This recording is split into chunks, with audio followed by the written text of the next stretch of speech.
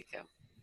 Hi, everyone. Welcome to the GoldFish Report. I'm your host, Louisa, and today is Thursday, February 8th, 2018, and we have a very special interview today for our viewers, and joining me is my co-host, Steve, from Germany today. How are you, Steve?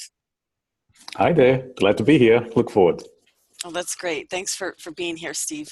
Steve always joins me usually on our, special interviews. And so it's good always to have my co-host with me. And today we have some two really super duper women, some incredible women. And I'm really honored to have them join us today on GoldFish Report. Steve's very brave to be doing this.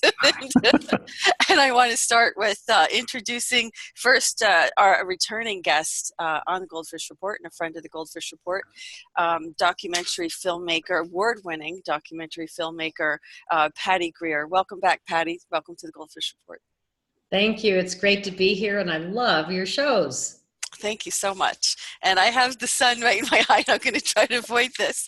And of course, our next guest is a new guest on the GoldFish Report, and we have Laura Magdalene Eisenhower, and I just love that name, Magdalene, who is an American alchemist, a psychic astrologer, and a secret space program whistleblower. And we are very honored to have you with us today. Welcome to the GoldFish Report, Laura. Thank you so much for having me. It's great to be here. Okay. Steve, your microphone was on there. Laura, I want to start with you, and I wanted to kind of just screen share a video that I have with your recent interview with, that's not the right one, your recent interview with Alfred Lamorant Weber, who is also a friend of the GoldFish Report, and Dr. Marie Batchelor, who is also a friend of the GoldFish Report. So our circles are getting...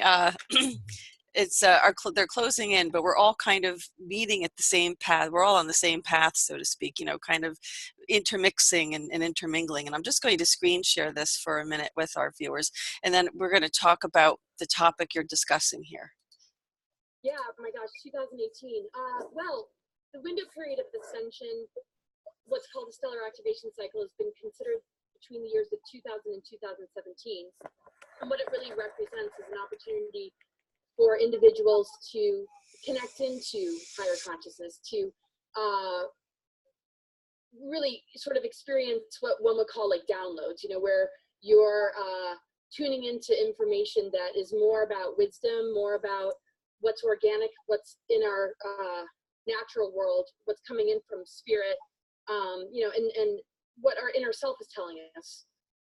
Energies that we're truly made of versus mind control versus the imbalance that patriarchy has caused. So the stellar activation cycle has been about the geophysics of the planet being such where natural stargates begin to open. And because our DNA and our chakras are directly linked to the earth grids and the stargates, it's something that we're experiencing with the earth. Okay. We're hoping to act as conduits. I want to stop right there. And I wanted to just ask Laura to explain a little bit more about this cosmic ascension that you're talking about, this stellar activation that you were just starting to describe a little bit. But and I'm not going to go into big backgrounds on both of you because I think our viewers are very well aware of your backgrounds. And I'm going to put links in the description section to your websites, and so our viewers can find more information. But Laura, it's a pleasure having you, and I've watched you for a long time. I've seen lots of videos and lots of conferences. Some of the stuff you talk about I don't understand, I'll be honest, because it's not something that I've studied. It's not something I have a lot of experience with. But you're very connected to this planet. I know you are, and we are going through an ascension. And what does it mean? What is this end of a stellar activation cycle, and what's next? Well, I just wrote something recently that I think really hits a good point home in regards to the last 26,000 year cycle that we've been in. When we look at it on a symbolic level and we look at something like the tree of knowledge, we experience duality in this human realm. But due to the cataclysms and all the galactic wars in our history, we've been very vulnerable. When we sank into this lower density because of these wars and exploded planets, basically we went into reincarnation cycles and we lost our full DNA capacity. And we moved into a place of duality that gave us the opportunity to gain knowledge, to really understand the right use of power, and to, also, learn about our true history. Because we were taken advantage of due to our vulnerability, and because these wars stepped down into this physical density, after the major cataclysms of Atlantis, the stargates got compromised. The planetary body flipped to the side, and the connection with the pyramid technology went offline. So all our galactic memories dissipated, and the path of knowledge then got targeted by mind control. And our quest for knowledge has been very distorted because we very much have externalized the experience, always seeking something outside of ourselves, which, can assist us. But when we're dealing with social engineering and we're dealing with the influences of the cabal and, different control agendas that, are very difficult for people to wrap their heads around, it's been very difficult for us to gain any sense of knowledge. So I sort of see it as, our growth has been stunted. So to me, Ascension is really about the blossoming of our consciousness. It's a very organic process of, awakening to what we're truly made of, and the fact that our consciousness holds the antidote to all these control agendas. It's just— Would a reawakening be more accurate then? A reawakening? Yeah, I mean, absolutely. And as we do that, and where the planetary body is in this ascension cycle, moving back into alignment with the galactic plane, it allows us to have an easier time accessing truth, wisdom, knowledge. And in that process, we, along with the planetary body, are able to expand beyond this lower density. And where it shows up on the planet is the opening of stargates, and where it shows where it shows up in us is an expansion into our multidimensional bodies, which helps us to lift the veil between life and death. It helps us to access our true God-given, healing abilities, our ability to, create alchemy and sort of, find our sovereignty again and take charge of, our lives in co-creation with this planetary body.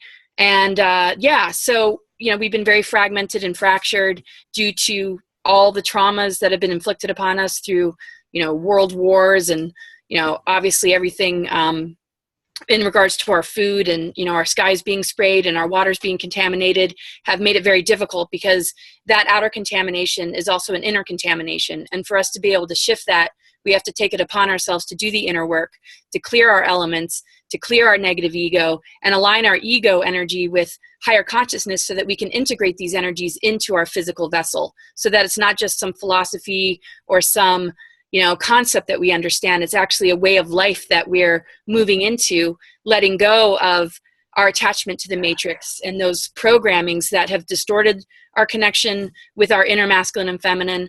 And because, also negative technologies were put in place to affect the earth grids and to split apart our DNA. And so as we gain the self-knowledge and as we do the inner work, we're able to synthesize these energies again. And that comes with maybe terms like sacred union or hieros gamos, and, just the ability to really connect in with the earth and understand where the earth is taking us and what, the precession of the equinoxes is doing in our consciousness as well.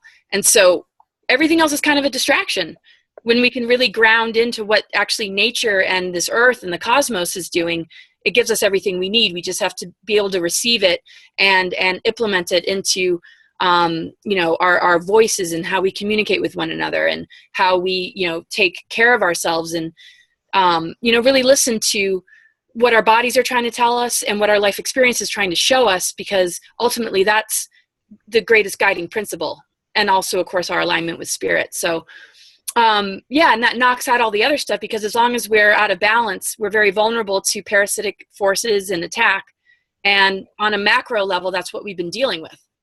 And it's a free will universe. So it was sort of inevitable that we'd be on this kind of journey, but I think it's a little bit more than any of us would have expected. That's right. Did we volunteer for this? Is this what you're saying? Well, I think once the conditions became what they were, I mean, we're talking about a lot of trapped souls that ended up you know, being a part of these planetary explosions that ended up sinking into this density, not really knowing what the heck happened, and feeling somewhat trapped in this experience. And so there was no way to really release ourselves from it until this window period, because we've been thrown off. It's sort of like going to physical therapy after a car wreck, you know, to be able to walk again. And now we're in that place where we're ready to really go. But these artificial intelligence agendas, you know, artificial timelines and all these different memes that are put out there, the manipulation through the media and politics and religion, you know, make it very difficult because we attach ourselves to it. So I think, you know, a lot of light workers have come in and signed up for it, saying, okay, we have, you know, real memories here of our capacity to hold these higher earth energies and frequencies. And we might forget along the way what we're doing, but we have, you know, missions to, you know, assist humanity, the ones that are feeling especially trapped. But in the process of doing that, we've been locked into it until this window period where we're ready to go, and we're trying to bring as many with us as possible. Okay, you're talking about Tiamat, the explosion of Tiamat. Yes, and Maldek. And Maldek, and that we were there at one point, and these are souls that are left in this construct to trapped, basically hostages, as Cobra would say. Cobra is somebody we interview on our program, and he says that it's basically we're hostages here. Is that about right? Yeah, and then we're also dealing with refugees from those exploded planets that, you know, came here, and supposedly the planetary body gave permission for those souls to come here, because this is really a place of rehabilitation, of being able to return, and the planetary consciousness is made from unconditional love to help steer souls back home. And so anybody who ends up being here, yes, we might be hostage, yes, we may feel trapped, but the essence of this planetary consciousness is to give us the necessary experiences that are encoded in nature and in our own soul and divine template, to give us all the life lessons we could possibly need in order to gain the knowledge, gain the wisdom and the awareness, and reconnect on a spiritual level, you know, with 0 point energy and the core sun within this planetary body that pretty much activates us out of being trapped. So we're trapped as long as we're unconscious, but we haven't really had an opportunity to move on like we have now, because a lot of avatar, you know, beings and higher dimensional beings have tried to, you know, assist, but most of them realize not a whole lot could happen until this time. But they've been planting seeds and, you know, helping to prepare people. But this is really the time that, you know, we're able to take it to the next level. And so that gaining of knowledge and self-awareness is key, because with that comes these natural downloads and activations that come from the earth itself and, you know, the cosmos, and we're really given everything that we need if we can tell the difference between artificial intelligence signals and organic ascension signals. And in order to do that, we need to be as close to our soul as possible, and to be as authentic as possible, and to embrace the different processes without judgment, and allow ourselves to just feel into it all without thinking we have to be, you know, enlightened and perfect with it all. Because, you know, we're shedding a lot of layers and we're getting over some serious traumas, and it's just important to, you know, be real about it, because the 13th gate, which represents the mother energy being grounded back into the planetary body, is ruled, actually the 13th sign that came online in 2010 is ruled by the asteroid Chiron, the wounded healer. And for us to really feel into those activations, we need to be willing to look at those wounds. This is so beautiful what you're saying. I just very good. think it's, isn't it, Steve? It's just amazing. Yeah. When you said from the earth herself, from, you know, Gaia herself. And on that note, Patty Greer, who has been on our program before, has shown us evidence of this, right, Patty? Patty, I don't have your sound. She's muted. She's muted. Where did you go, Patty girl? There you are. You're so polite, so you couldn't hear me breathe. It's okay. Thank you.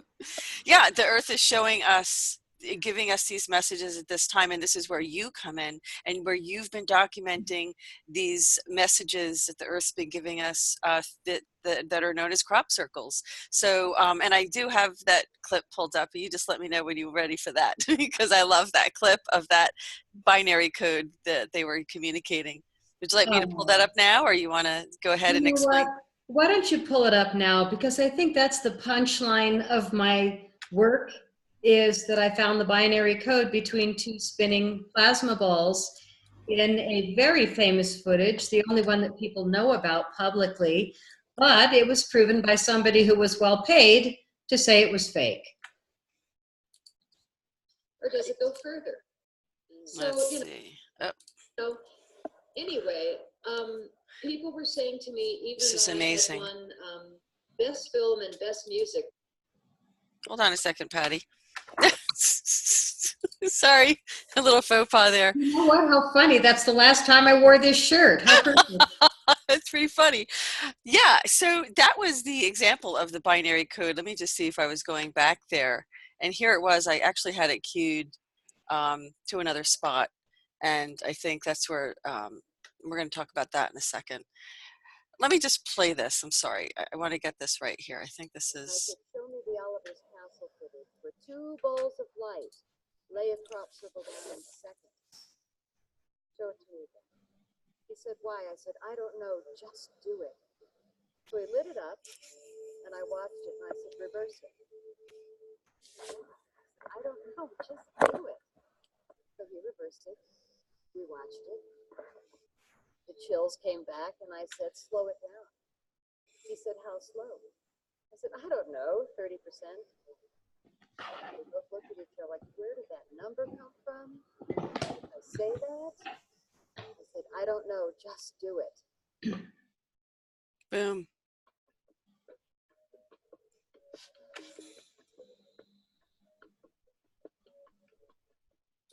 That's it. That's amazing, Patty. I'm going to stop right there because I'd like for you to just give us a little, I mean, this is what we talked about in our last interview. I want you to go ahead and explain what that is. The difference between evidence and telepathic interaction is what you're looking at here. The very first movie I made, I knew nothing. I was completely green. All I knew was from the first crop circle I walked in, I was hooked. It was all I wanted to do. The following summer, I went back to England in 2007 for 9 weeks. And I spent 9 weeks laying in crop circles, morning, noon, night. There were evenings when we'd get a report from one of the pilots flying over, there was a new crop circle. I was almost in tears tired because I wore these giant rubber boots called wellies. And sometimes it's rainy and slushy, and so by the time you get to the formation, your wellies are 5 pounds each, just coated with mud. And when it rains, most of the researchers from around the world would stay at the research center and have coffee and cake. I was the American who would say, I don't care if it's raining, I drove really far. And so I'd get in that rental car and I'm on the other side of the road, on the other side of the car and driving roundabouts and going, ah, but I'd still get go. And if somebody said there's a new crop circle, even if I was in agony, I would crawl to it. So I didn't miss any of the crop circles in 2007. And by the end of the summer, I had met all of the greatest people. And when I went to the symposium in Glastonbury, I realized that all the speakers were people I'd been laying in crop circles with all summer. I call them the croppies, and I am one of the frontline croppies. Just quickly, what did you feel when you were in the circles? How did you feel there? Well, you know, before I knew anything, I didn't know what to expect. Great question. So I was walking in what they call a tram line, which is like the push down places where the tractors go. And when you look at photos of crop circles, you'll see these lines and they're in pairs. And what it is the tractors moving through the fields to either dump chemicals or water. So the appropriate etiquette is that you go in the tram lines. So directions to a crop circle are not specific GPS. They're basically like this. Well, if you want to go see the one near Hitbox Hill, go down until there's a broken place in the fence. Climb over the fence and there's a broken branch on a tree. Go 5 tram lines to the left and just start walking and keep going. That's how you find a crop circle.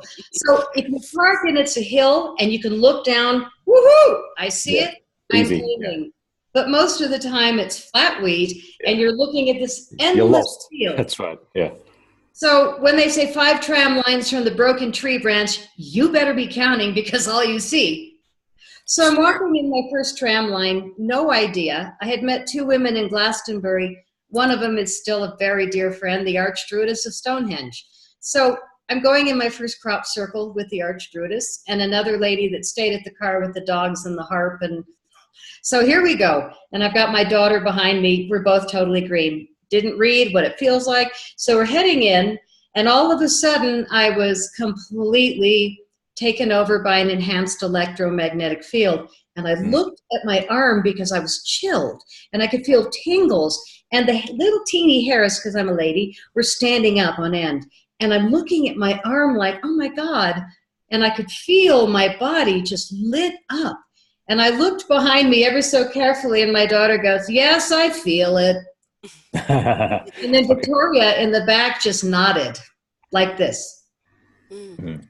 So all three of us could physically feel the enhanced, what I call electromagnetic field. And then within 10, 20 feet, there it is. And I was leading, luckily, and it just dropped me to my knees to see this swirled down, meticulous field. We must have been the first people there. And it was drizzly rain, so it was cold. The wheat was wet up to our hips. So by the time we got there, we were soaked from the waist down. Kind of cold, but who cares, you know? And so here we are now at this unbelievable, visible manifestation of laid crop. And there wasn't a hair out of place. It was so tidy. And oh gosh, it's great. So, I mean, it has an effect on the wheat. The wheat grows like crazy. It's much more efficient in its growth after that are in the crop circles. Does it have an effect on humans? Does it heal? Does it have healing energy? Do you feel different? Does it psychologically affect you afterwards? A lot of people say so. I went there to heal from mercury poisoning. I would say it only healed me by distracting me into the, oh my God, my new life. But I don't feel like it did a great physical healing on me. It was for me a distraction and an entirely new place to focus my attention. So the binary code, which is so astounding, still has not been acknowledged by anybody in ufology. Amazing. And the most amazing thing about it is that, so I am at the Glastonbury Symposium. I'm seeing all these people I spent the summer laying in formations with. And so the film crew filming the symposium, I didn't know why. I didn't know I was about to become a filmmaker. And so I asked the film crew, what would you charge me to come to Wiltshire for a day and film me and all these people on stage in the crop circles? Selective, because I only resonate with people like you guys. And I mean, when I film, I need people that I would say are fully integral. So I invited all the people, and the crew came over. And these are 3 Glastonbury guys, an hour and a half from the epicenter of the world of crop circles is Wiltshire, England. Right there in the middle is the Avebury Stone Circle. Off one way is Stonehenge, and off the other way is Glastonbury. Now, the Avebury Stone Circle is the epicenter because 2 main things happen in almost all crop circles. As we look at them on a map, they're almost all sitting on a ley line, which is a direct line between 2 sacred sites. Well, let's talk about the major ley lines of the world, which Laura knows well, the Michael and Mary lines. So these 2 ley lines cross here, and the here is at the edge of the Avebury Stone Circle. The other place they cross is across the planet.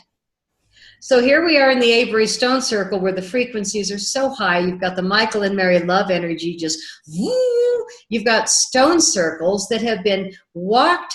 People have pilgrimaged across Europe for thousands of years to get there. Why? Because it's a major sacred site and you can feel it, much like a crop circle. So why are they splattering the crop circles all around these sacred sites? Not only are they all sitting on a sacred site, but they're also almost all sitting over an aquifer of water.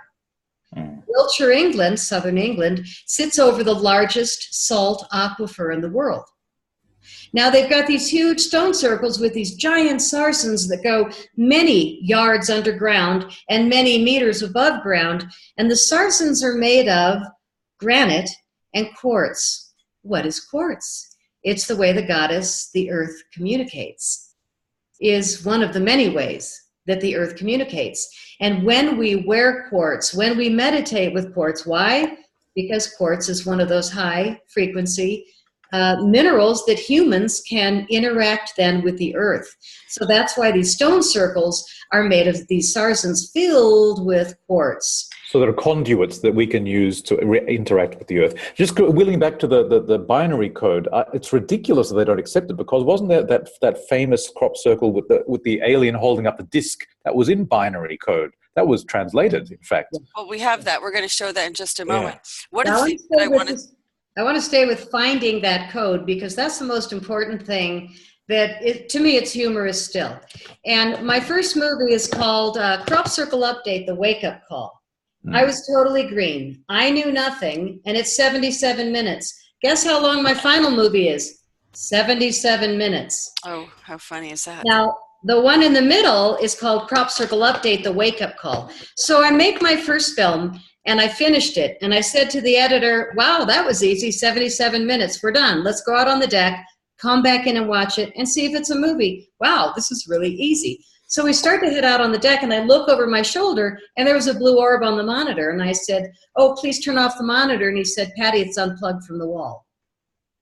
So now we both walk back in, and there's a huge blue monitor orb that had nothing to do with the movie. It wasn't one of the orbs in the movie. So now I've all of a sudden got hair standing up on my arms, chills head to toe. Remember that feeling?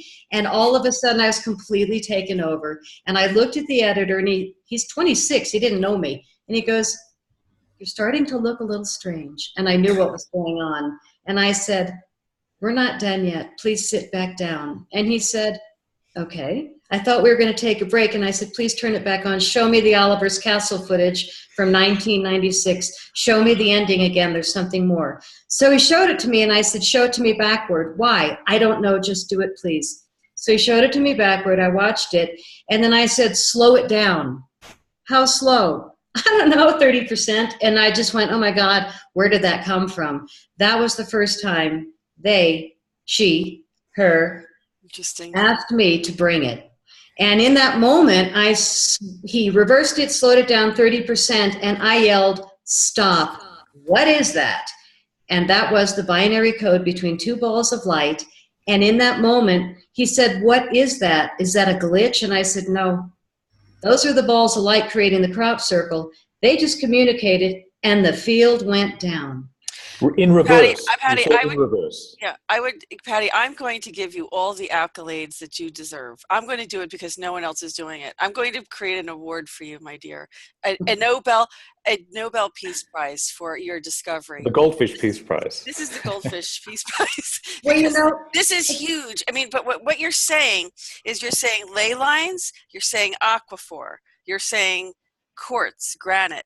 What you're saying is resonance and frequency. And this is what Laura, I think, is talking about. Laura, can you weigh in here on what are we talking about? We're talking about, okay, so we all learned how to speak so we could communicate, but we don't need to in such a way. You're talking about cosmic consciousness, Laura. What's going on here? We have we have these incredible, I don't know if there's downloads going on during this time. I think there's downloads over ley lines, over aquifers, over quartz.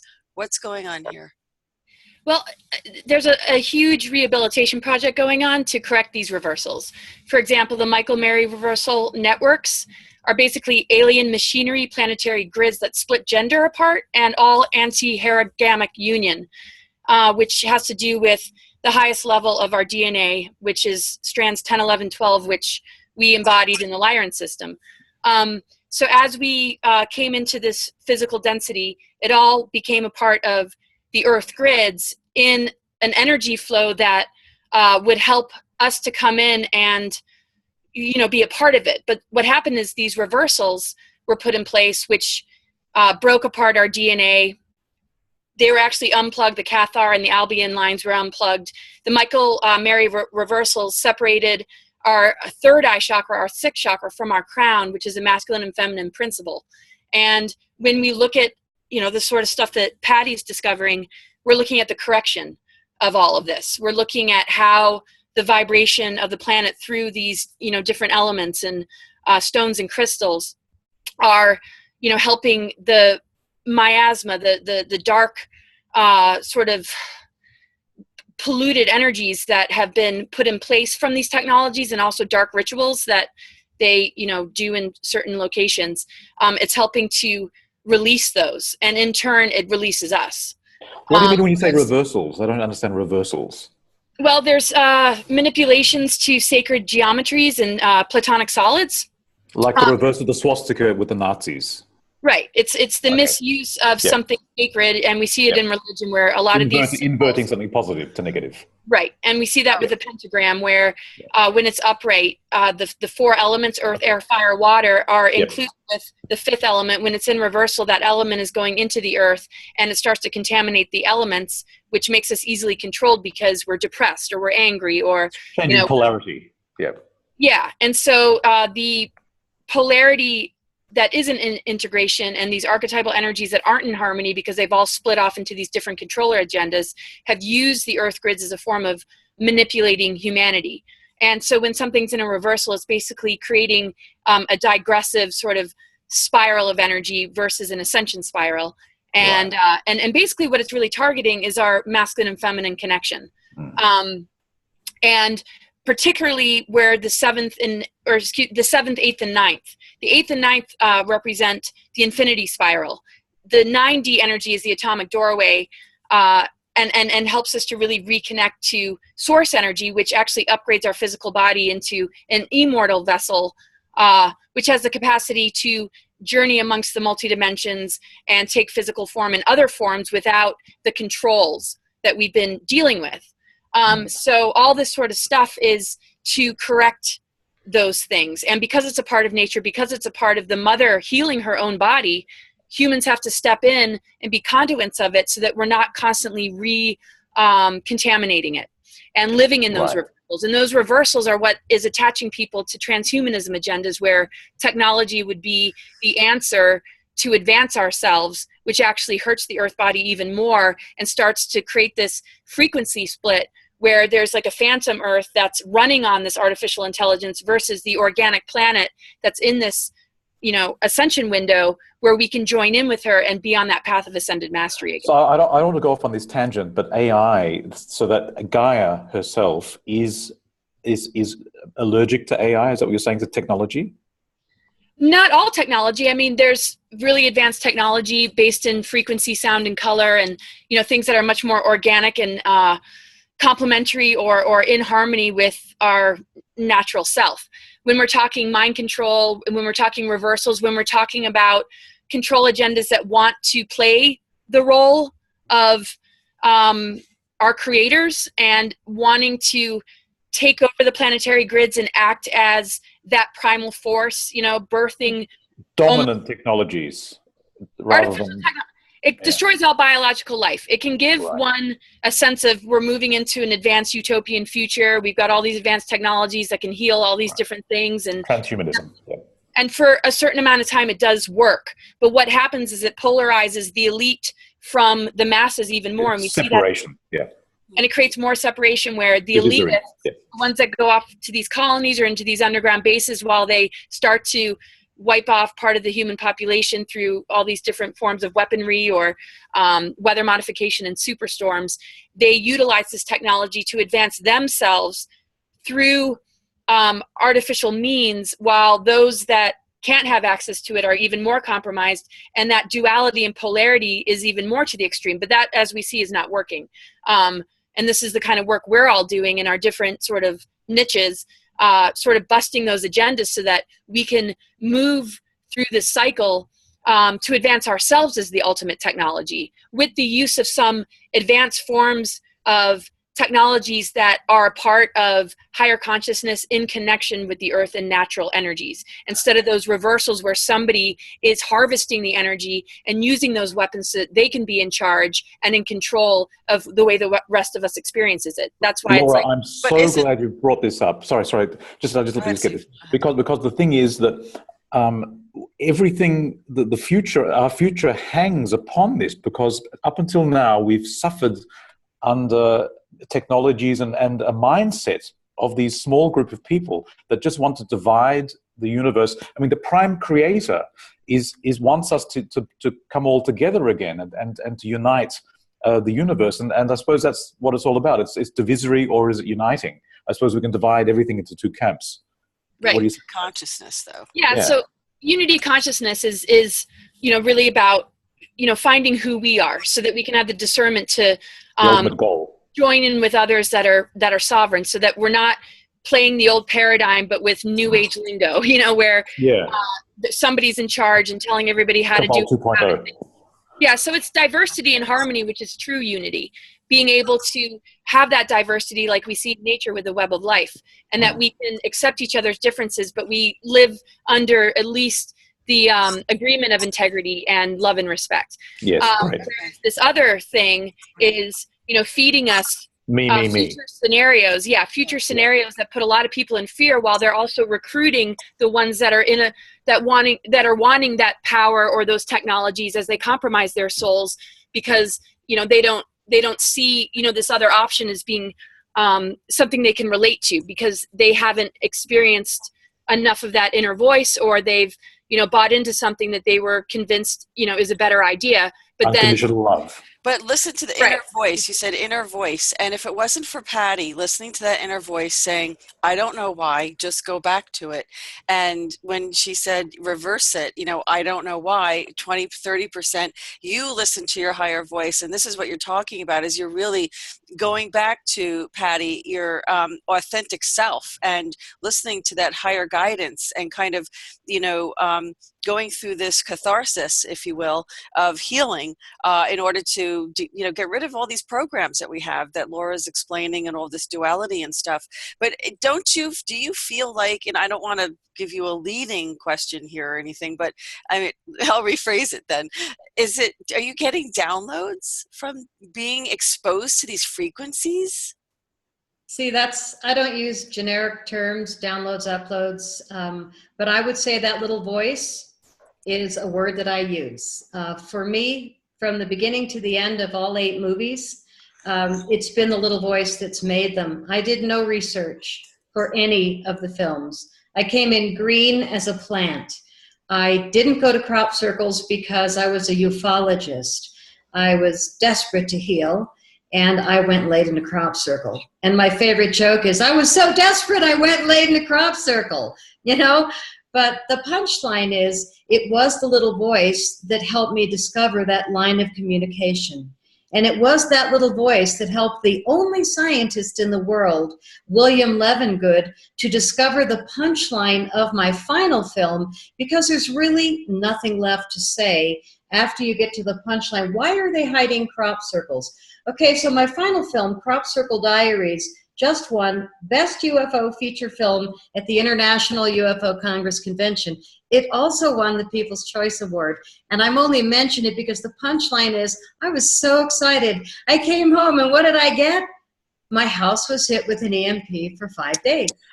I didn't sleep, I didn't eat, and I knew that I had pushed the button again on those that don't want this information getting. Why is your information so dangerous, Patty? Tell me. Because William Levengood, the only scientist in the world, discovered after repeated tests that the seeds inside crop circles are growing 30 to 400% more food and biofuel per plant, with up to 75% more nutrition per seed.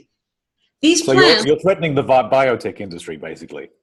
We're not going to say those words on the air. Hi, we love you, hi. You mean Monsanto? Sorry. Okay, so that's the problem. Well, look, how many farmers in India have been committing suicide? Over 100,000 farmers in India, because their seeds are non-productive. They can't grow in the monsoon season, and these are the genetically. And they're patented. Yeah, they're well, let me genetically continue, modified. Go ahead, Patty. Not only are they growing more food and biofuel per plant, but they will also continue to grow when conditions are too hot, too cold, too wet, and too dry. They actually become super seeds. How is this happening? Okay, so let's look at what Penny got. Penny Kelly, who's she? Oh my God, she was the real partner of William Levengood for the last 16 years of his life. Nobody ever heard about her. How did I meet her? Oh my God, that little voice, it did it again. And in the beginning of my film, Crop Circle Diaries, I tell the long story about how I met Penny Kelly.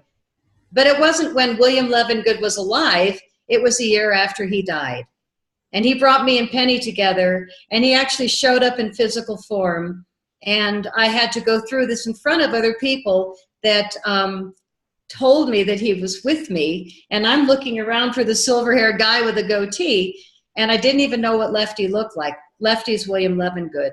But I had just come back from Penny Kelly's house, still didn't know who she was until I was leaving after 4 hours, because everybody assumes that you know all this. I'd never heard of her because the world has never heard of her. Who did they hear of?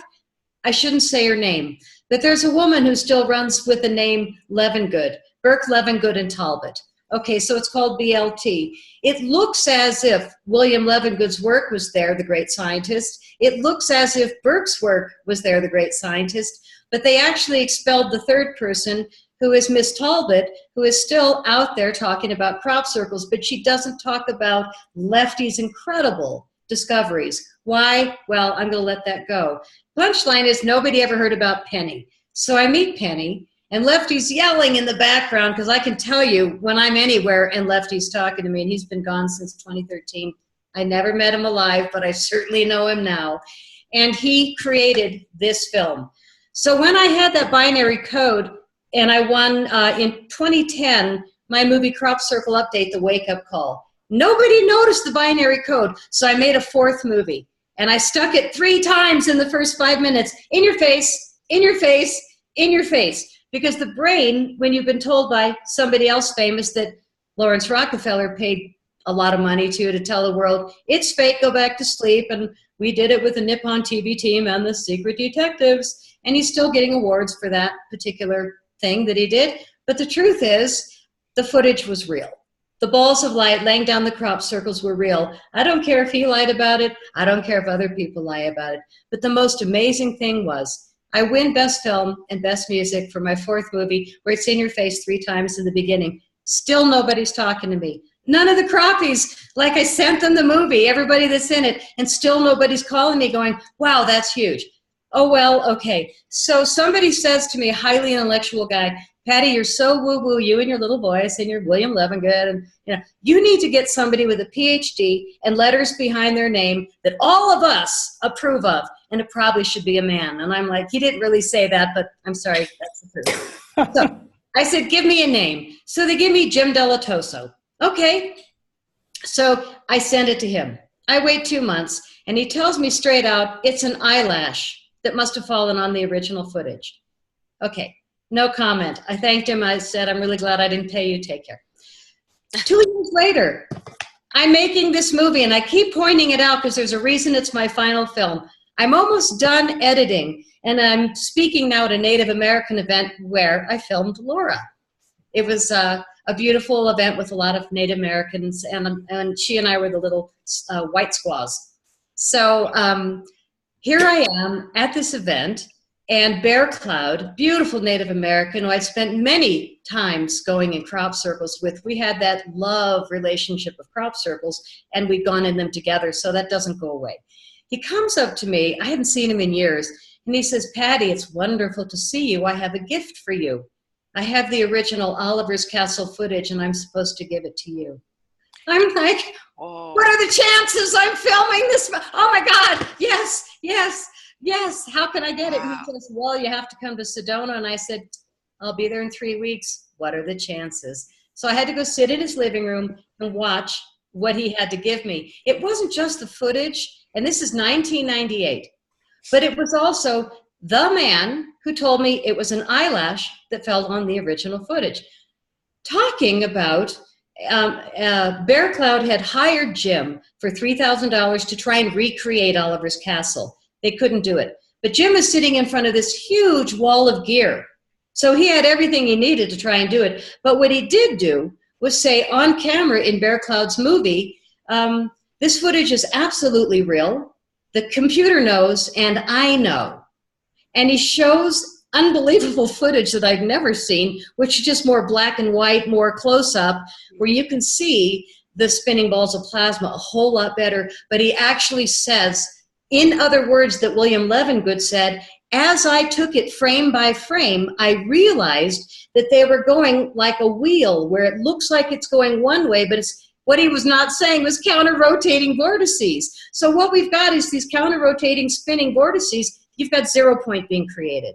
When you're counter-rotating in a field of energy, layers of plasma frequency. Like a Merkaba. So there he goes. And I said to Bear Cloud, I can use anything in the movie. So guess what's in the movie? It's not, it's fake and it's an eyelash. Instead, it's the man who told the truth to Bear Cloud. And I had Bear Cloud sign, yes, you can use anything in the film. He goes, you don't need that for me. And I said, it's not about you. So bear with me if I'm a really documentary filmmaker, but in Crop Circle Diaries, he told the truth. Oliver's Castle is real.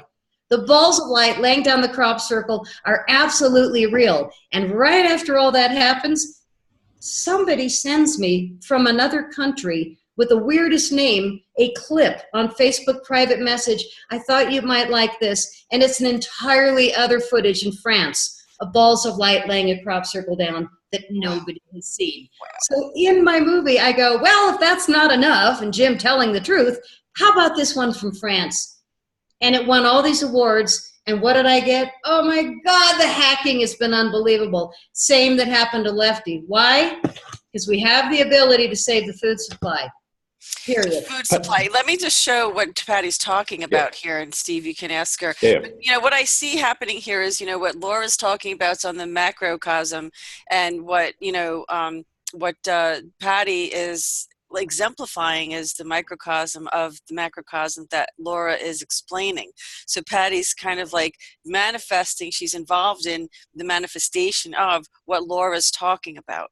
So this is brilliant. I mean, I'm so excited about this. I'm so happy to have you guys on.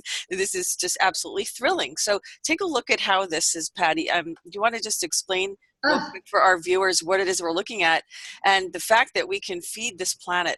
There doesn't need to be any hunger. There doesn't need to be any starvation. And this is such a crime against humanity. And I'm going to go to Laura in a minute to talk about this on a much bigger scale, about who's involved in this ascension process. But Patty, can you just explain to us this incredible, these images on your website?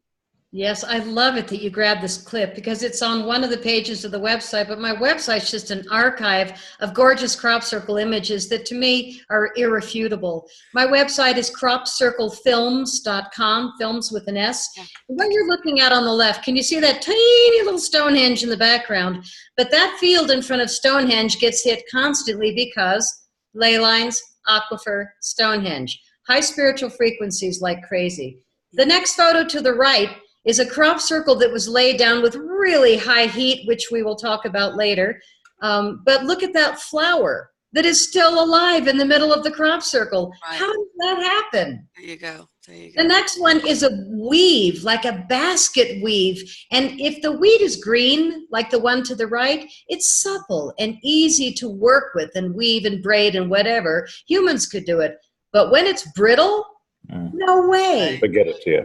Here's the flower, in case anybody missed it. That's my best circle right now.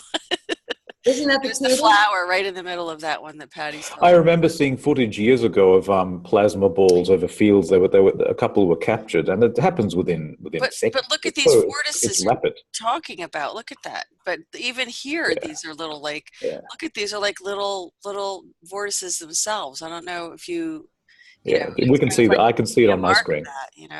That. What's fascinating about the one with the flower was it was a pretty simple formation. It just looked like an orbit that happened to be missing Pluto. So people were like, what's that about? It's missing Pluto. But it was, orbital lines. And somehow the farmer decided to destroy the field. So day 2, we woke up. Luckily, I flew over in a little microlight the day before and filmed it and took photos because it was a simple but very lovely formation. And then day 2, there were 3 big stripes through the formation that the farmer did with his tractor. I don't know if the military told him to or if he did it on his own. But the punchline was, what do the circle makers do? They came back the next day and they hit the field with far more crop circles. And it was splattered all over the place. Yeah, take that. Most of these photos you're looking at now, except the bottom right or the top left, all the others are interior shots of the second formation that the circle maker, the mother, threw back and said, farmer, go screw yourself. Here's more. Don't play with me. So the mother has a sense of humor in this. Even when humans act badly, she still re-delivers to say, yeah, really? All right. So, oh, go ahead, Yeah. Steve. Sorry. Patty, look, obviously there's sacred geometry involved in the designs of the circles, and even within the weave we can see of the wheat, which is quite incredible. And I guess we're talking about plasma balls, plasma technology, electromagnetic effects. This all has a positive effect on the wheat. You know somebody that can reproduce this and charge seeds? Oh, No. well, yeah. You do. William Levengood did recreate a machine, and Right. I saw it. And it's a charge density plasma machine where you put the seeds on a metal plate, another thing above, did all this wiring, hooked it up, hit those seeds with the plasma frequencies that duplicated what was happening in crop circles, and he was able to recreate it. That's why they hacked him, and his work is why they're hacking me. The amazing thing is that I know another human that also made the machine. And I'm working with that human and a team now. Are you going to release this technology to humanity, or is it going? What are you going to do with it? Oh no, she's going to keep it. Oh no, I'm Sorry, asking. I don't mean to be a wise ass. I'm asking. I'm kidding. I'm kidding. We're actually, I'm glad you asked, because we're presently looking for investors. This is going to be a major corporation because there's too many people that need it. But we have the technology. And the way this person was thrown at me, this science group that was thrown at me, it's Lefty. I know it's him. Every time it's William Levengood. It's really nice to be working with someone who hasn't left the surface. Well, Steve, I don't think we would be interviewing anybody who wouldn't be sharing. Well, you know, things have happened in the past. Like Bill Meyer did the hydrogen split water, and he died, and he patented his technology in the 70s or 80s, and he deliberately put, he was so paranoid, he put let's say mistakes in the patent, so that meant that nobody could reproduce it after he died, and he was obviously murdered. So I'm guessing because it threatened the oil industry. So I mean, this, you could be in danger, and wouldn't it be great just to get out the blueprints of the technology? Of course. I'm not in danger. I'm just a girl who knows smart people. See, it's not me with it. Yeah, I just know people. Well, let me go back to Laura for just a minute, because this is just fascinating. But Laura, you're saying, I mean, this seems like such a formidable obstacle to overcome, whether we call it an anomaly, or, you know, some people call it this Yaldabaoth and all this other stuff.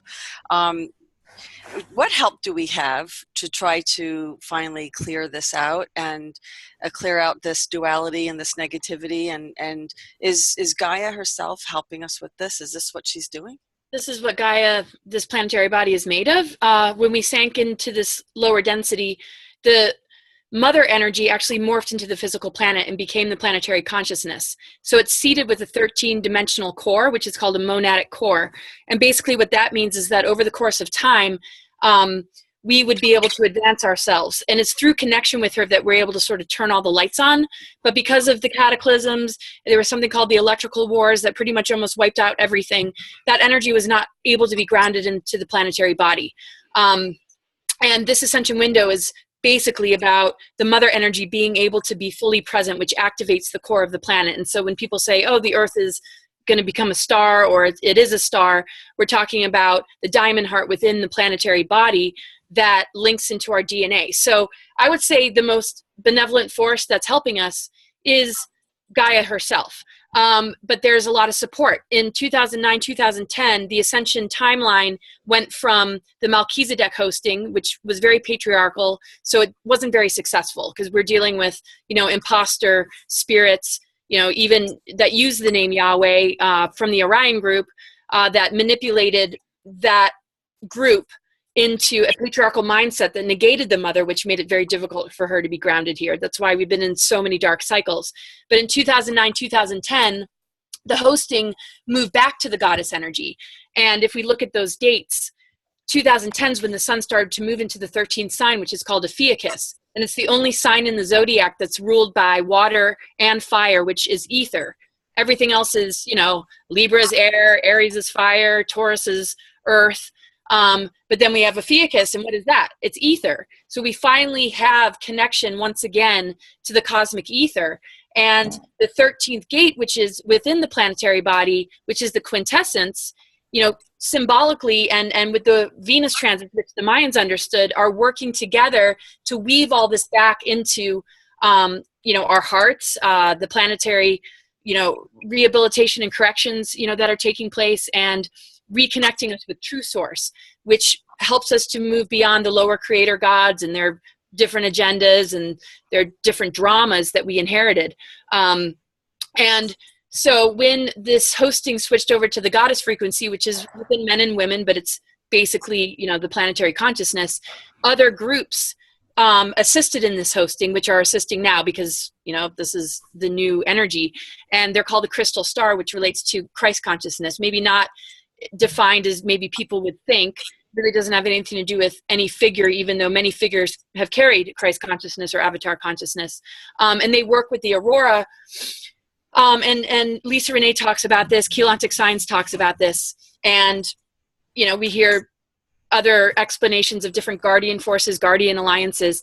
And basically, without using names, because that can get over people's head, Okay. they're beings from Andromeda, which have come in to assist. They weren't able to really assist like they are now, because in this Ascension window period, the galactic core of the Milky Way and the galactic core of Andromeda are one again. And how that translates in our body is we're able to start to move beyond the 7 chakra system that we've been locked in and kind of looping in. And we're able to sort of open up to something else, which involves, when we start to move into that territory, a lot of psychic attack, a lot of, things that really, throw us. And I think we all experience that level of targeting. And for those that don't know they're being targeted, it can actually cause them to want to give up. They feel defeated, or they stop at where that psychic attack is, and they might attach themselves to a program like a new age deception or some sort of other thing that comes in to divert their attention from being able to go through those gates. So it's either you feel psychically attacked because you can see through those programs that are trying to divert your attention, or you become a part of that program and you miss the mark. So we have to keep moving through those psychic attacks. So there are other groups, all sorts of beings that have been assisting us all along, but there's so many different factions within those groups that it becomes very confusing. We look at the Palladians and the Nordics, and why is it problematic? It seems like there's the most, I don't know, I seem to find the most discrepancy within the Pleiadians, because there's supposedly this rogue group that's here with treaties with the Dracos, and then there's some other Pleiadians who may or may not have a treaty. What's going on with that? Do you know? Yeah, that's exactly it.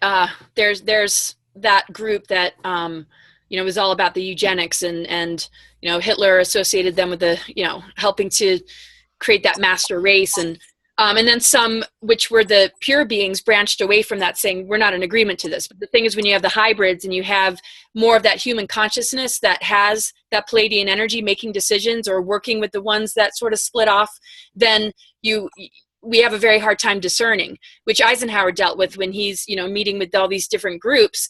It's like, who's good, who's not good. It doesn't matter what they look like. It doesn't matter what their name is, because there's a lot of diversity within these different groups. And so, all that aside, there are good ones helping us, but we're really learning to help ourselves. And the beings that really we want to work with are the ones that are reminding us what we're made of, and helping us to become sovereign again. Because the minute we say this group is coming to save the day, the minute we think that, these guys are really on their side, so let's just let them do their thing, then it's just like voting for a president and sitting there waiting to see the results. We're the most benevolent ones, because we have to be proactive. We have to be proactive, because our advanced DNA is why we've been targeted. We have connection to true Trinity, 0 point source energy. We're connected with the planet. But we don't know it.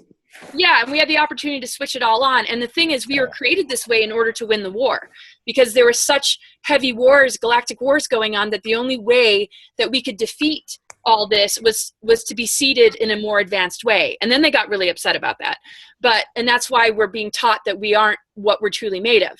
So we have assistance in getting the those things switched back on, but I mean, we can just rely on nature itself. We can just, you know, really in meditation and just eating good foods, clean foods, and setting intentions and just being really true to our process. Really just be connected with all that without losing ourselves to something coming in and saying we're here to save the day. Again, there's groups that are helping to encourage us to do that for ourselves. And, you know, and again, the planetary body's doing it. We have to know that we don't have to rack our brains and be so concerned. We have to make space for ourselves to be able to become all that we're truly made of. And the only way we can do that is being true to ourselves. I love your message, Laura. I love your message because we have to do it ourselves. We can't sit here and wait for somebody to save us. And Right, that's a very important message. But we have to understand ourselves. We have to know who and what we are. And I think this is probably what We're you learning really, well, this is what you also, Laura, can help people with too, is, you know, through And her she is. astrology, and it's extremely, you know, comprehensive. With the heal as well. Astrology, the tarot cards, the chakras, all the healing that you do can help people to understand their true nature. Just before I go to Patty, let me just ask Laura one more question. I mean, you did mention this, it would be your great-grandfather, Dwight Eisenhower, who was confronted with a race, as many of our viewers know, of ETs who wanted to make this deal with him regarding technology, regarding experimentation, and of course they weren't positive. He didn't know, and they weren't positive, and you know, we got the raw end of the deal, but it, you know, it wasn't the first deal from what I understand. And there would be, you know, how do you know? And there's people who say that they have contact. There's some people who say that they have, you know, maybe are incarnates from some of these groups. How do you know? I mean, is there a plan for disclosure? Are we about to meet our star families soon? And how do we know whether they're good or bad? And that's where I think the inner work is so important, because the more we stand in our truth, we become a meter, you know, like a BS meter, I guess I'll say. Okay. You can feel something off. Your intuition's much stronger. There's red flags that you're able to see better, rather than feeling desperate or in the survival energy where, you know, you're just going to accept anything that sounds good. And it's difficult to move out of that because we're conditioned to sort of be in the survival energy, because there's false flags, there's world wars, just in our daily life, just having to wake up every day in the matrix and still pay bills. We're just like, and we want out. So it's very easy to just say, okay, whatever you say, without saying, wait a second, I'm going to step back. I'm going to do the inner work. I'm going to get really close to my own intuition, open up my psychic energies, you know, live in the purity of integrity and compassion, be grounded with both feet on the ground, really connecting with Mother Earth. And then whatever shows up, it's going to be very easy to tell, does that open my heart or does that constrict me? Is this something that they're doing for me, or is this something I need to step up and do myself? And so I think we're going to be able to tell the difference, but we have to understand that we are the disclosure. Shows like yours and things that we're putting out there are bringing humanity closer and closer. And whatever the governments decide to do, we have to really figure that there might be a distorted message in there. And the thing is, all of us will come together and pick it apart anyway. And from the New Age movement too. Could be a distorted message there too. But I feel like Patty is the embodiment of this, though. I mean, Patty's at a stage where she's listening to that inner voice. She's doing her work. I said to Patty in our first interview, our last interview now, because this is our second, that this is the greatest harp she's playing right now, is the frequencies and vibrations of these incredible frequencies of these crop circles. And you know what's great, Patty, is that you've earned your stripes. I mean, this is why, and I think, and Laura, I'm so impressed with you. I just think you're amazing. And you guys are really amazing women, and I really hope that the men watching and the women watching really understand that we're talking about some really incredible women here who have listened to their higher guides despite obstacles, and there were many. And really persevered and have come out with this incredible body of knowledge and this discovery. I mean, Laura, this is amazing. I absolutely am enjoying every minute of this, and excellent, you know, questions. And Steve's such a trooper. Look, I'm not, you know, no shrieking violet myself, but you know, Steve's doing really good with all three of us women. So he also has a ring. He has another for a woman over there. Absolutely. Married to myself. He respects women. He's married. I want to mention something because I've known Laura and we've done a number of shows together. And Laura and I have both done 2 new things in the last year. But what I'm seeing today is a completely new Laura. And I know this girl. And I've never seen you so grounded, so centered, so present. You've always been brilliant, but who you are today is really different. She's rocking today, let me tell you. She is. She and I have a little health secret, but the other thing that's not real secret is that she fell in love last year, and I fell in love recently. So she and I are both in healthy relationships, which helps you be grounded and centered. And I'm not going to promote a product, but I do want to say that Laura and I are both taking something that's making a huge difference, and it's called Carbon 60 Purple Power. And whatever that is, What does I it do? see it in her.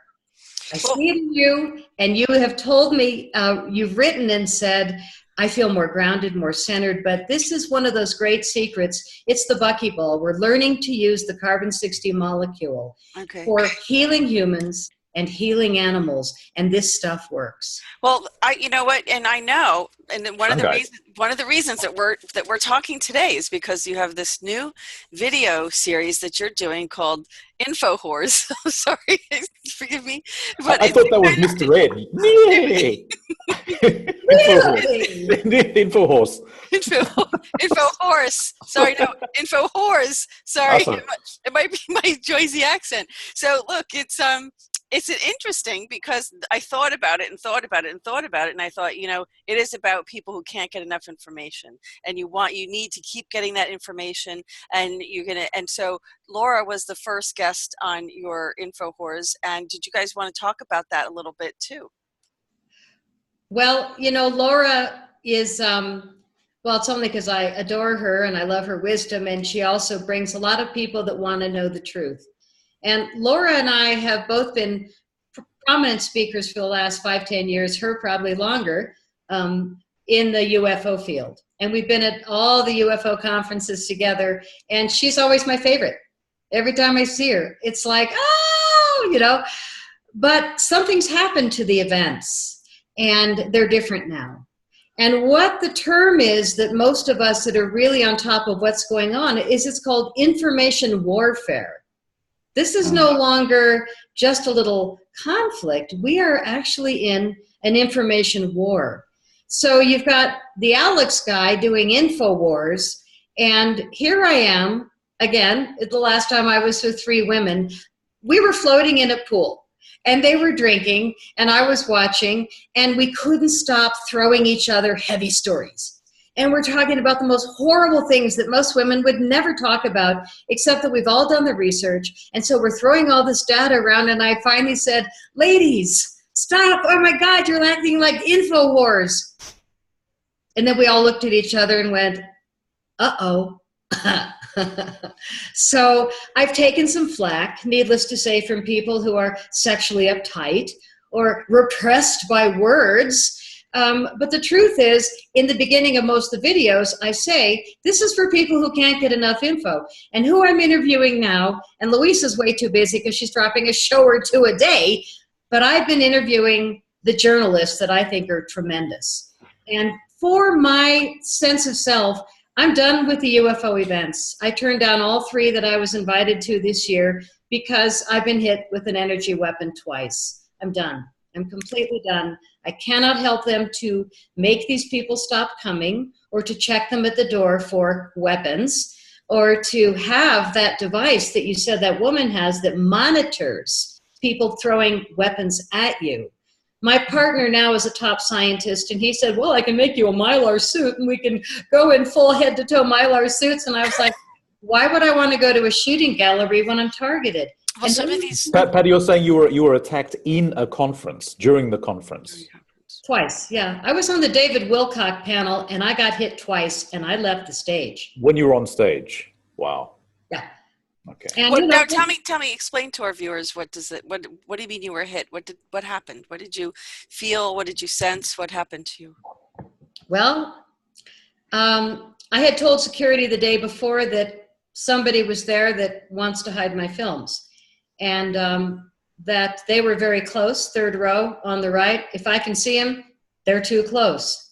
And if I can see them and you don't make the move, I'm going to point and say to the entire audience of thousands of people, camera's going, that's who, blah, blah, blah. And they said, don't you dare. And I said, well, then don't you let him sit where I feel uncomfortable because I don't feel safe. Sure enough, I'm sitting on the David Wilcock panel. There's 6 men and me in the middle. And all of a sudden I got hit like, what was that? And I'm staying calm. And then I saw the man point what looked like a cell phone. And I jumped because it hurt. How far was he? It didn't hurt like, ow! It hurt like I could tell something just hit me. Yeah. Was it like someone slapped you on the back really hard and it knocked your wind out, or was that kind of thing? Yes. That's horrible. I mean, it was horrible. And I got up and left the stage. There were cameras, there were lights, there were thousands of people. I got up and left the stage. I grabbed the head of the event by the hand. Both David security guards were backstage, and I'm hands going, I told you yesterday. And who am I talking to? I'm talking to people that all work together. Yeah. I'm talking to the problem, telling them what the problem is. What am I thinking? I'm thinking I don't want to. So anyway, the interesting thing was I turned around and I said, I'm pissed because I'm the woman on this panel. Hello, women. I'm the woman on this panel. He made me leave the stage. Not okay. Yeah. And they said, we've got somebody standing there monitoring him. And all of a sudden I look out, and there are 3 women, psychics, triangulating this man. One of them I had told. The other 2, I didn't even know. 3 women triangulated him. And now I'm watching from the stage. I've never told this story. But the main psychic, I saw her hold a camera on him. Yeah, camera, filming him, holding the device. And then she finally put the camera down. I'm on stage watching going, girl, put the camera down. He's going to see you. She finally turned sideways, and I'm like, oh, my God, don't face him. And she's doing this. What's that? And I'm watching going, oh, my God, I'm watching. And all of a sudden, he whispers to his girlfriend, and she starts to massage his head. And then he took his water bottle and poured it on his hand and put it, and he got up and left. She gave him a migraine. I see. The other 2 women that I didn't even know were working with us, one of them was sitting right next to him. She came up to me later and she said, I did this. And I was like, oh my God, thank you, because it worked. But then I knew, because we do this work with women and you triangulate. I didn't know who the 3rd was, but seriously, this happened. And again, it's that little voice nudging her to come meet me. She introduced herself and she said, I just want you to know that I was watching a man doing some I was like, oh my God, you are not saying this. Where were you seated? She said 8 rows behind him, and he looked like this. And I don't want to describe him because everybody will know who it is. Okay. And she said, whatever he was doing, I didn't like it. And she said the same thing as the other 2 women. I surrounded him with a mirrored wall. He got up and left. He and the girlfriend walked out. As soon as they disappeared into their special tent, I was handed the microphone. And every single time I said anything, for some reason, all the women cheered. And I wasn't like women's lib, but I was saying, you know what's interesting? You know, and I could feel that I was planting both swords. And I don't like being that, but I had to protect myself. And what happened was I announced that it's so interesting that men bring bodyguards, but women bring psychics with cameras. Now, what we're moving into is a new paradigm where that statement is actually going to take real manifestation form. The women that are really allowing themselves to feel consciousness, you, Sarah Westall, You Are Free TV, you ladies are the silent effectors coming in quietly. Now, while all these UFO events are like featuring all the famous people, whoever they are, whatever script they're running, and everybody's looking over there this coming weekend, and unfortunately there's going to be a lot of energy weapon attacks, unfortunately, because all the people that attacked and working against ufology are going to be at this event. But the coolest thing is that we women, while everybody's looking over there, we are getting the work done. Patty, this is an That's incredible absolutely story. right. All right. Incredible story. Just one quick question. Ahead, Steve. I've had a feeling for quite a while now that much of the New Age narrative is being steered in a certain direction. And as you mentioned before, or maybe it was Laura, that it's being steered sometimes into dead-end streets or as a distraction to distract people from who they are and whatever. Or it's a New Age New Age religion, Catholicism 2.0, or I don't know. I feel that it's being moved in a strange direction sometimes, not by everybody, but by many things. You go to these conferences. What's your feeling on this? Would you see any truth in that, or am I completely wrong? What's your opinion? Well, Laura first. Oh, Me yeah, first? Laura, yeah. Okay. I notice a lot of this, and I have to very often just hide away in my hotel room, just, really working the energy. All sorts of really bizarre things happen. Lots of plants, I even got a reading one time and they said, some people are doing rituals and sacrificing animals to trip you up and get in your way. And I take that with a grain of salt, but nothing shocks me. I'm like, okay. And that people specifically come to events to, target me through these sort of means. And the weaponry thing, I get blasted all the time. I mean, I've gone to the ER probably 12 times in the last 2 years for heart-related things, things that felt like enough of an emergency, because I'm very much into just doing my own work with herbs or, my own, I have my ways and means of staying healthy. But, when you get blasted and all of a sudden you feel like you're having a stroke and your limbs start to go numb and you can't feel anything, it's like, well, I better check this out. And very often it's either before an event or after an event or something, really significant. Sometimes even while I'm at an event, I had to call an ambulance one time at one of them. I don't think anybody knows that happened, and I won't say which event. Wow. It ended up being found out. And then you just see, that some are being put in positions as speakers or on panels and I don't want to name any names, that I really don't have a good feeling about. And I've never gravitated towards their work. I've always sort of kept it at arm's length.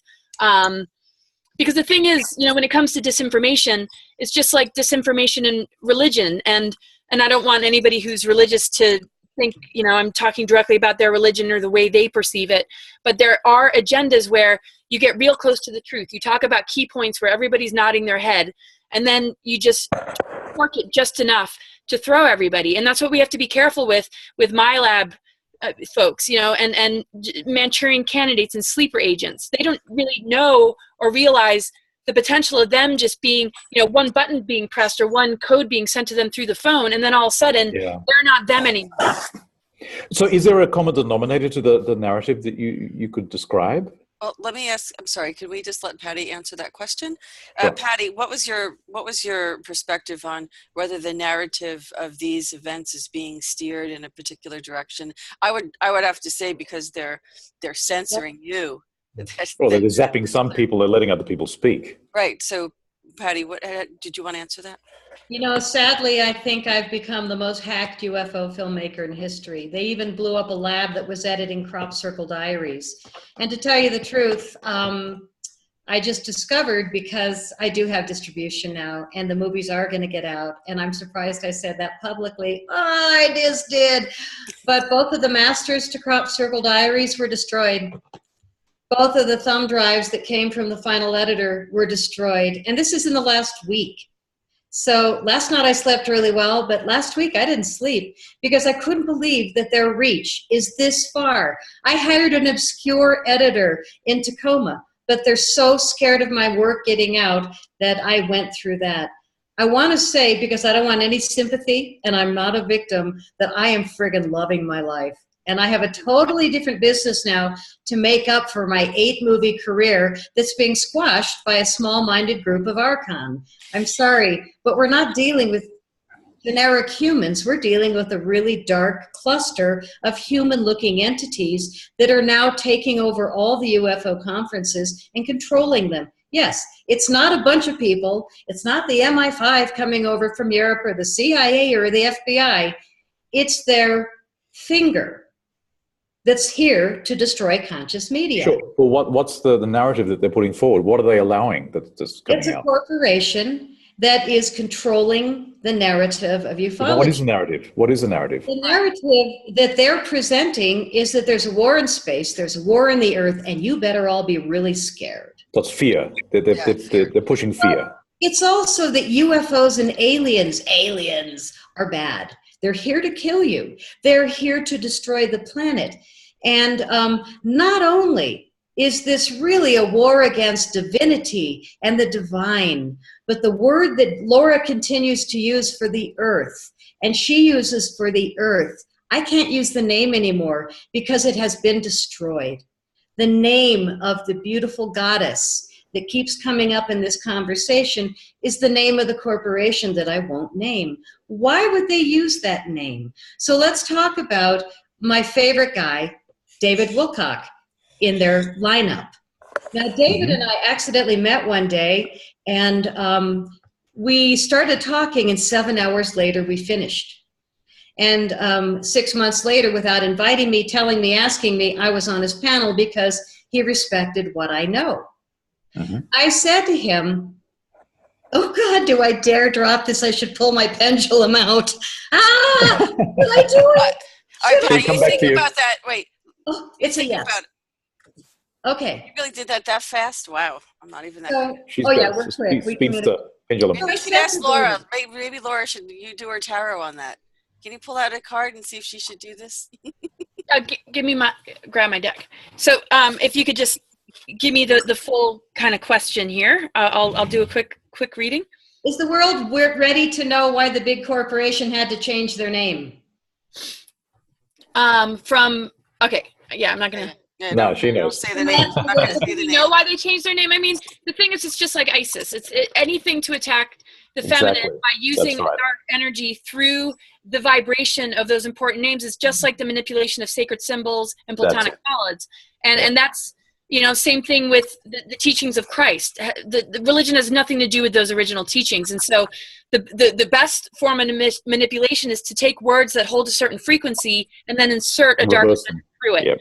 So that would be the main reason something like that would. But the question would be what? Well, I don't think we even need to ask because we've opened the door so much that the bottom line is what is happening now. You said 2009 and 10, the divine came back, the feminine is returning. And what we have is a very large element of insecure pedophilia going on and a very large amount of negative forces against women. So when women start to power up the grid, they either have to control them or insult them. To me, I thought, the original name of the company I signed 4 movies to that have gone away for 10 years, it's a group, it's a big corporation hiding my films. It was a distribution deal, but it turned out to be a suppression deal. I'm going to let it go, but I did meet with David, and I said, okay, I'll give you one, you give me one. So we kept trading data. He's got deep intel, but a lot of times it's actually honest women. So here we sit, and I said, why did they change their name? I thought it was lawsuits. He said,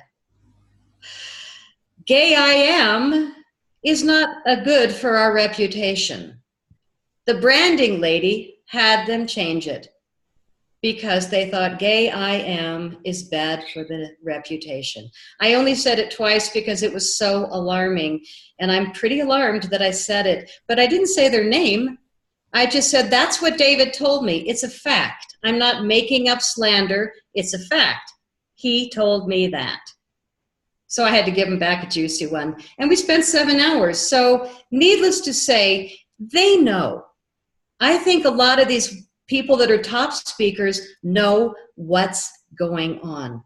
And then on the other hand, I'm going to say very generously, and my partner who's big dark military family, I don't mean dark, but his dad was heavy duty. He says to me, no, you're making this up, but I don't think so. I think that it really is a suppression of the divine feminine. I think that it is a suppression of earth energies. And if you can control the narrative and keep people scared and keep them focused on war, war, war.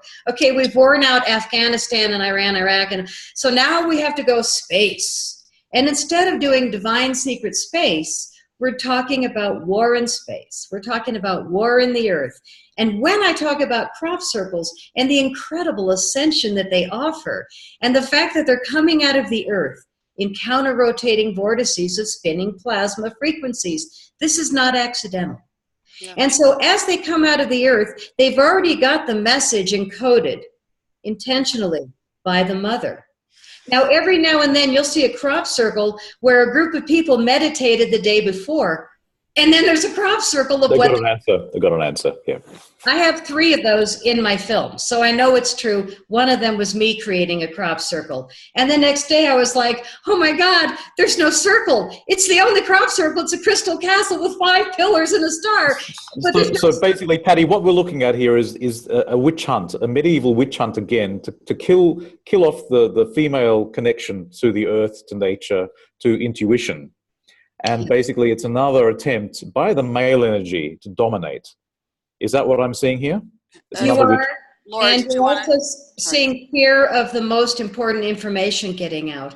What I was saying about humans creating a crop circle the next day is the earth is listening. Oh, so self-empowerment as well. You can communicate directly with nature. Sorry, wasn't it? We need to go to Laura, don't we?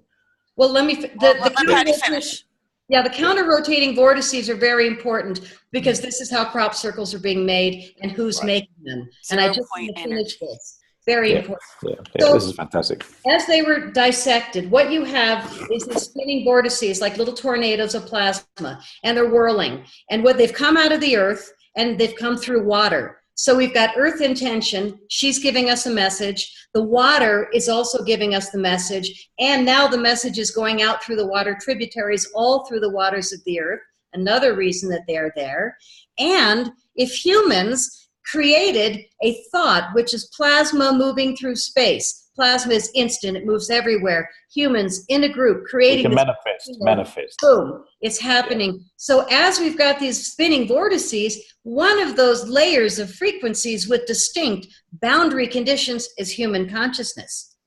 Water frequency, earth frequency. Now, every once in a while, like the planetary grid where Pluto was missing, could have been an alien race, other dimensionals, ETs flying over, asking the earth, hey, where's Saturn?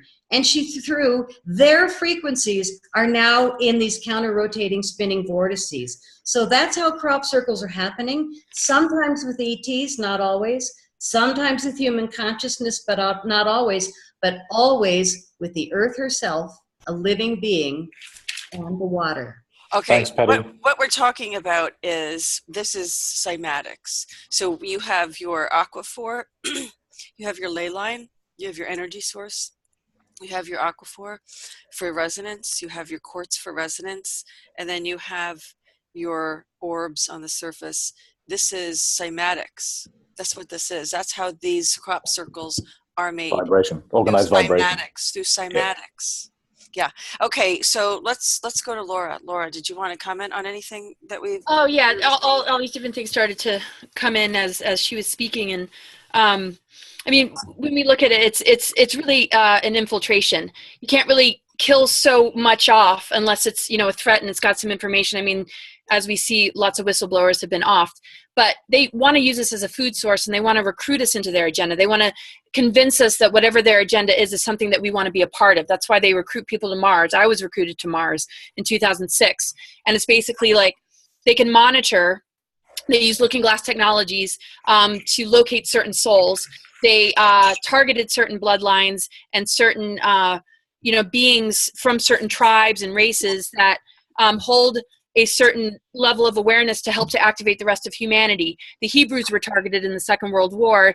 The genocide was created to keep those codes from being shared. So really the name of the game is how can we infiltrate? How can we, the Templars were infiltrated, the Freemasons were infiltrated. And it's basically, when we look at transhumanism and artificial technology, it's an imitation of organic creation. So it's basically saying, okay, we've learned, we've watched, we've surveillanced, we've gotten, the information through these different technologies, how can we recreate it and then give it back to the masses and steer them away from what's real? And the targeting of the feminine is basically the whole planetary body. It's targeted the feminine within masculine energy. That's why men have a really hard time getting in touch with their feminine, and it's targeted, you know, women who are fighting for their rights. And then the feminist movement gets targeted, and it starts to get a little bit off track. And, you know, it's basically, as long as we're being pushed to one extreme or the other, we're not in balance, and we're not able to just have that direct connection. We're either choosing rebellion or we're choosing repression connected to religion. We're either choosing right or left. You know, the man being rulership, the woman being rulership, and it's really polarity integration is our safest bet. So the feminines, you know, being messed with. I mean, nature's been targeted. All the contamination of the elements has contaminated us, which gives them that upper hand with technology to steer people into thinking that that's the way it's all going to be safe. So it is a feminine vibration that's been targeted, but the masculine has been mind controlled to be in that domination, aggression, warlike thing. And then when women try and, you know, lift out of it, they end up matching that energy that becomes patriarchal too. It's all perverted. Absolutely. Exactly. So let's talk about and focus on where are we going from here, and what do the cards say, Laura?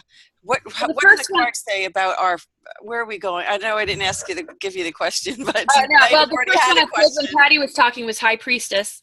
So hello. All right, there you go. We knew that. I knew it. I had to drop it.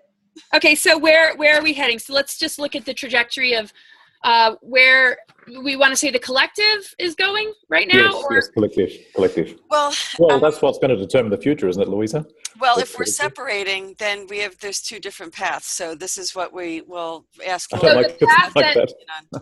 So maybe putting in terms of those of us who are ready to ascend and all the souls that are aligning with the awakening when their soul is ready for it, that without even maybe realizing it, that will not choose to be compromised. How secure is that timeline? Yes. Is that a good question? Good question. Excellent. What do you think, Patty? Good. Cool. Patty? How secure is the timeline is going to depend on how conscious we each independently decide to be. So we're just going to check in with the health of it currently, even though we're operating from that. That that's right. Yeah, and I wanted our viewers to get a little, example, kind of like how you work, because I think you're phenomenal. I think you're absolutely so gifted and talented. People really need to, we're going to have Laura's email in the description section of the video. We're going to have Patty's contact information and website.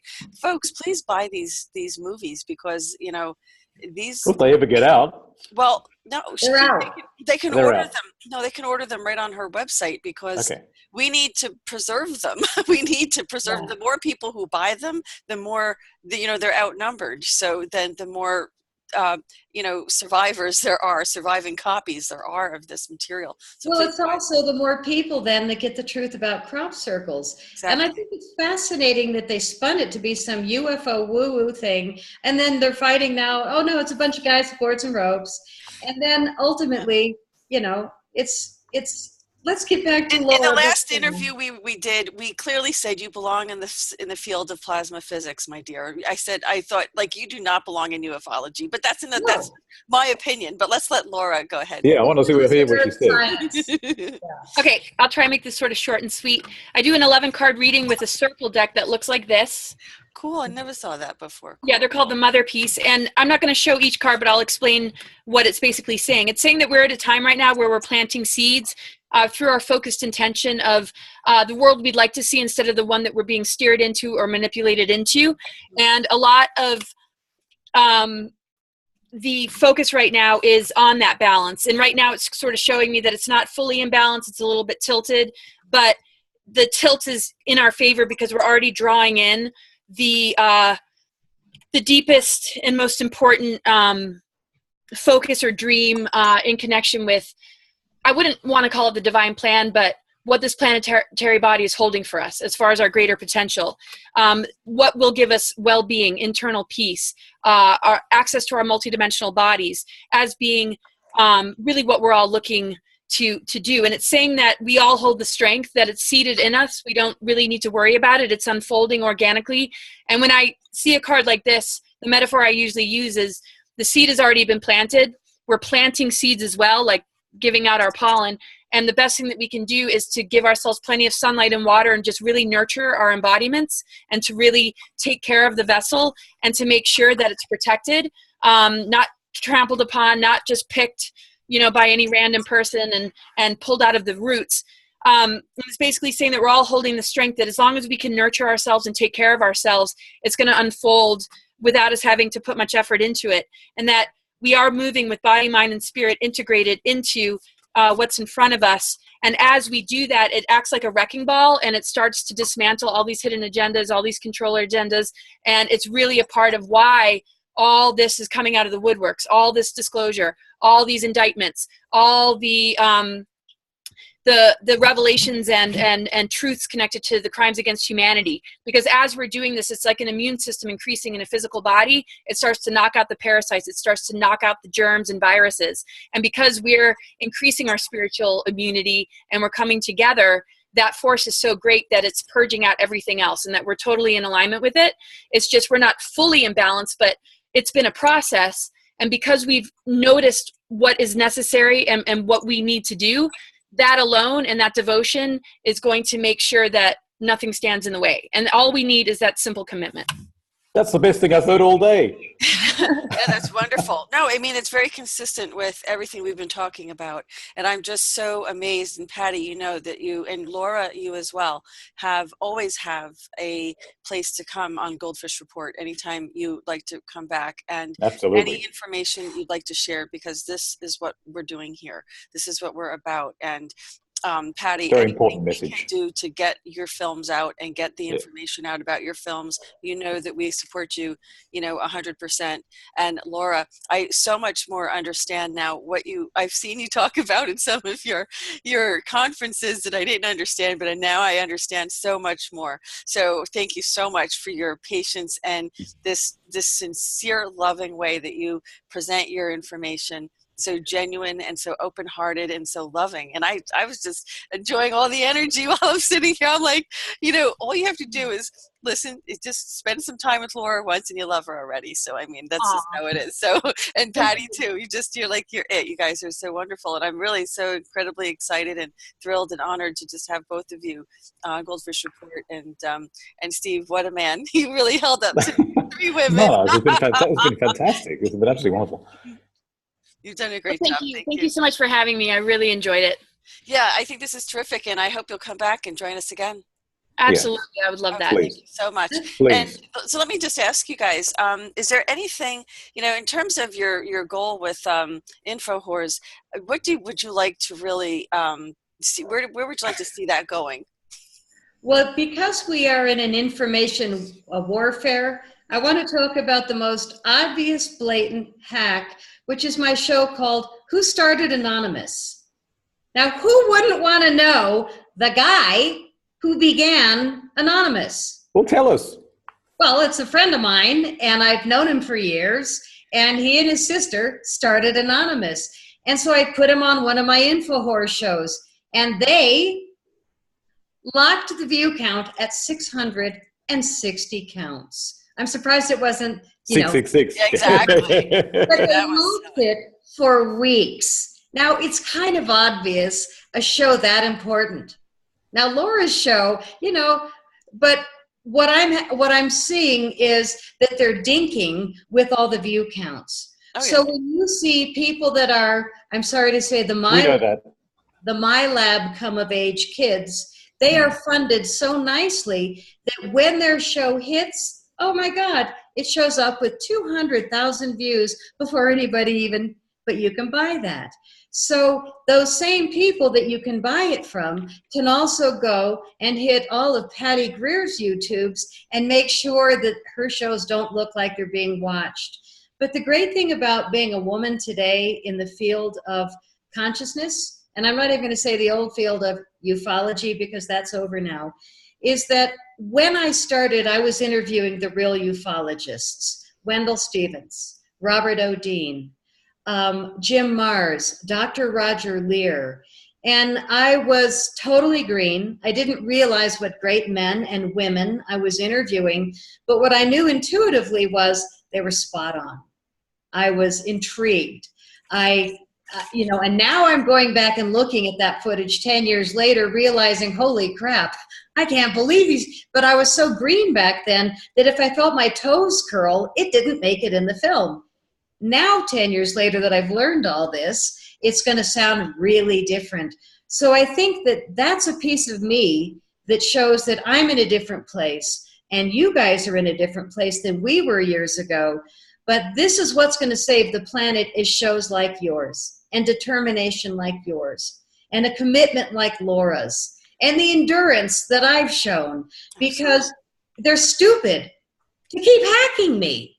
It's too obvious, number one, who it is, but it just shows me how important the films are. It doesn't show me that I'm bad, naughty, stupid, lying, any of those things. It shows me that I'm onto something that is really, really important now, and that I'm a woman.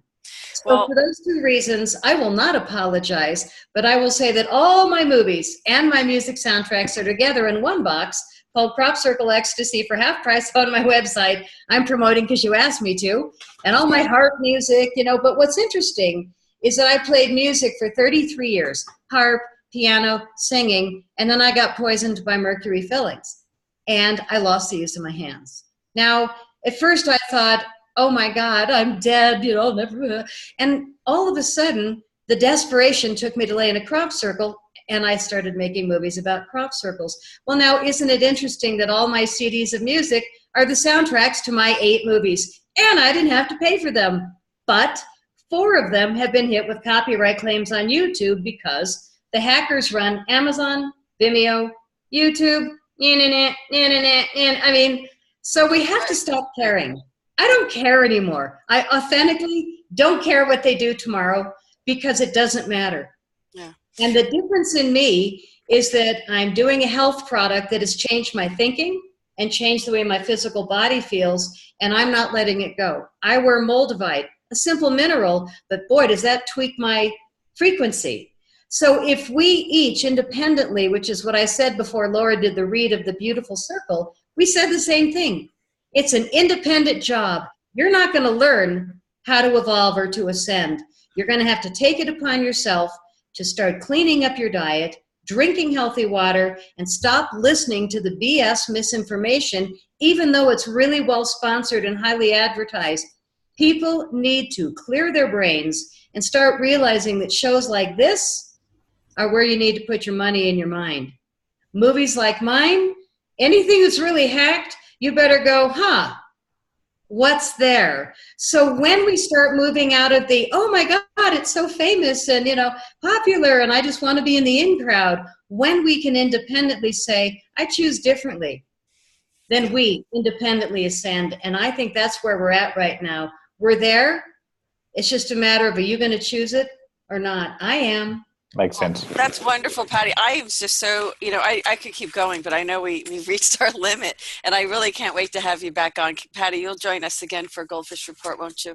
Absolutely, in a heartbeat. Thank you so much. And let me just ask Laura if there's any last comment that you'd like to make or leave our viewers with today.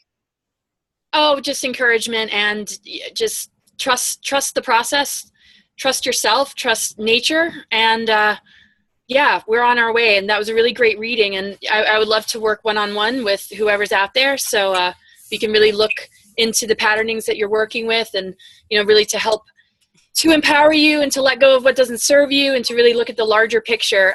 So you can really get that self-knowledge, which I think is so important, because I'm really just reflecting you back to you. And yeah, I work with the cards and other things, and my email is going to be shown there. And just lots of gratitude for all the great work that you guys do, and for everybody that's listening that has open minds and hearts to this kind of information. And we've always had the upper hand. We're just beginning to remember again. So, let's enjoy our embodiments and celebrate a little bit more. So that's all I have to say. Thank you. Isn't she adorable, Steve? Isn't she adorable? They're both great. They're both fun. Patty, you love her. The fantastic. wisdom on this program, I just absolutely love it. But Steve, I'm getting my reading first. So Yeah, you cheated. Laura, I'm coming first. So me and Steve do this all the time. It's funny. So it's wonderful. Anyway, it's been let me ask fantastic you, today. Steve, Thank do you you so have much for anything? coming on. Yeah. Steve, do you have Thank you. anything you'd like to say, Steve? No, no. Well, I look, Laura, I feel she's channeling the whole time she's talking. And from Patty, I really, I made connections today about these crop circles. I mean, they fascinated me a couple of years ago. And but really, and I did also come to the conclusion that it was Mother Earth doing it herself in conjunction with others. I came to this conclusion, but really what the real purpose is, it's really connected dots for me today. And thank you so much for that. And I hope people understand that this message is very important. And it's all about, if I hate I don't like the word that much, ascension, but I think it's our rediscovery of ourselves. I prefer that in many ways. I think ascension is too elitist. I think everybody can reconnect with themselves. It's been misused. It's been misused, the word ascension. Sure, That's the point. like everything Anyway, good thanks has. so much for coming on. Thank And you Louisa, very great much. job. Great, thank you, Yeah, Steve. And I just want to, again, I mean, our viewers already know how much I love these people today on this panel, and how thrilled I am and excited and very, very grateful. And, this is the kind of information that we bring to you. It's viewer-supported social media, so do what you can to support and help keep these reports going. You can follow us on Facebook, although Facebook is, we're not really good friends, but lately, but Facebook's been, marking everybody as spam, so it's getting to be so ridiculous. But please share this video far and wide, and if you want, to do your part and participate in how we can all work together as a team, because that's really what they're saying is we have to do it individually, but we have to also know that we're part of the collective. So we have to be conscious that we're all playing a role in this together. Individually, yes, but ultimately together and collectively, which is what unity consciousness is about. So you can also follow us on our Twitter, subscribe to our YouTube channel. And of course, we have our WordPress blog that we publish these videos on as well. We have our website where you can go and make a contribution to help fund and keep supporting these kinds of programs. So thank you very much to our panelists. I just had a lovely, lovely time. I really can't wait to have you back. I wanted to talk with Laura a little bit more about my labs and about these looking glass, and I have all these kinds Next time. topics, but we will get to it the next time. Steve, thank you so much. And to all of our viewers, thank you for viewing. And all the contact information for both Patty and Laura will be in the description section of the video. So you can go right to those links and go to them directly with any questions that you have. Laura also has a Facebook page, and so does Patty. So they're also on Facebook. And in fact, maybe I will just screen share that really quick, which I don't usually do, but I mean at the end, but I will do it anyway. Here is Laura's, but she doesn't take any more friends right now because she's at her maximum. You can follow me though. Yeah, it can follow you, which is what I do. And of course, we have Patty's here as well, which is right here. So Patty's also on Facebook too. So you can find her there as well. And of course, you can find the GoldFish Report on Facebook too. And there we are. So, thank you all for viewing. Please make your comments in the comments section. You let us know how you like the program. And this concludes this edition of the GoldFish Report.